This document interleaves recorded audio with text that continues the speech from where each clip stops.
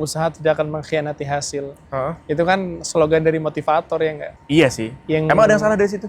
Itu ada yang salah di situ.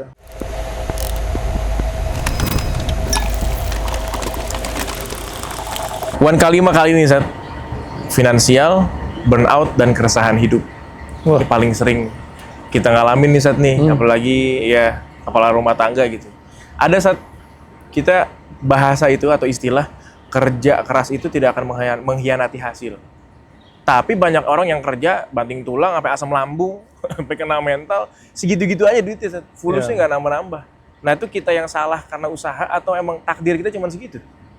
Itu pertama yang jelas takdir. Takdir langsung dijawab Iya, ya? pertama takdir dulu. Oke. Karena kalau sama yang kedua, slogan tadi itu perlu kita kritisi ya. Usaha tidak akan mengkhianati hasil. Itu kan slogan dari motivator ya enggak? Iya sih. Emang ada yang salah dari situ? Itu ada yang salah di situ. Oke. Karena seakan-akan keberhasilan itu ditentukan sama nilai usaha kita. Oke. Padahal keberhasilan itu ditentukan sama Allah Azza wa Jalla. Oke. Masa usaha apapun seseorang untuk bisa mendapatkan kekayaan, kalau Allah nggak takdirin buat dia, nggak akan kaya dia. Oh. Kenapa poin ini penting? Kenapa? Supaya in case setelah kita berusaha, kita nggak dapat, kita nggak kecewa sama Allah. Karena udah takdirnya segitu? Iya, karena kita dari awal udah nanemin. Aha. Oke, tugas gue itu cuma usaha.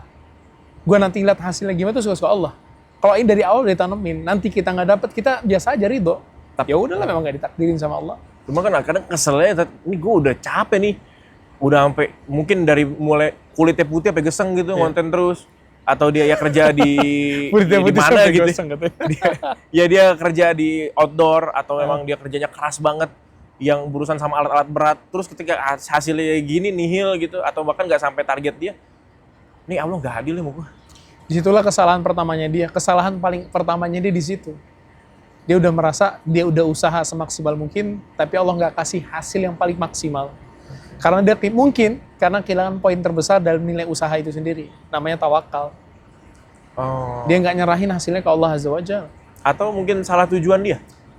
Bisa jadi juga. Dia ternyata kerja bukan untuk mencari nafkah. Mencari nafkah iya, tapi cuma sebatas buat menghidupi anak istrinya tanpa dilandasi niat karena Allah Azza wa Jalla. Mungkin itu Ini poin. beda loh, Fik ya. Ini salah satu poin penting juga yang harus teman-teman semua tahu tuh, Fik. Oke. Kerja itu memang mencari nafkah. Tapi kita perlu juga melandasi niat dasarnya itu untuk menjalankan perintah Allah. Paham nggak maksudnya? Oke. Orang itu sering kerja, iya saya mau cari nafkah buat anak istri untuk menghidupkan mereka. Itu kan memang kewajiban. Iya, betul itu kewajiban sebagai suami. Tapi kamu jangan lupain poin paling penting di bawah itu lagi yang mendasari. Karena perintah Allahnya. Di sinilah poin yang bakal bikin perjalanan kita itu lebih diberkahin sama Allah Azza wa Jalla. Dan bisa lebih menerima. Dan lebih bisa menerima. Dan boleh jadi, kenapa dia nggak menerima karena tidak ada landasan utama tadi itu. Oh, dia nggak tahu tujuannya itu karena Allah, bukan Karena karena Allah. untuk menghidupi keluarganya. Iya. Makanya sebagian ulama mengatakan, kalau kita terlalu ambisius buat dapat dunia dan kita akhirnya nggak dapat dunia, kita bakal menyalahkan takdir. Idih. Ajib. Capek-capek udah kerja, ternyata Allah tetapin segitu. Dan itu benar loh, kata Nabi SAW sendiri.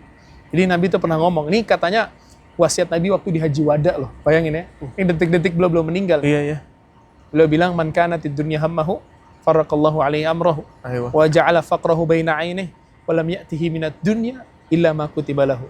Siapa yang menjadikan dunia ambisi terbesar dia. Ambisius banget nih, nyari Ambisi. duit. Pengen kaya gua. Fulus banget deh gue pokoknya. Fulus banget deh pokoknya. Pokoknya yang dipikiran dia cuma satu, dapat uang, kerja, bisa bagi anak-anak, bisa bagi selesai. Majelas habis itu. Majelas. Oke. Nyata-nyata nikmatin hidup lifestyle.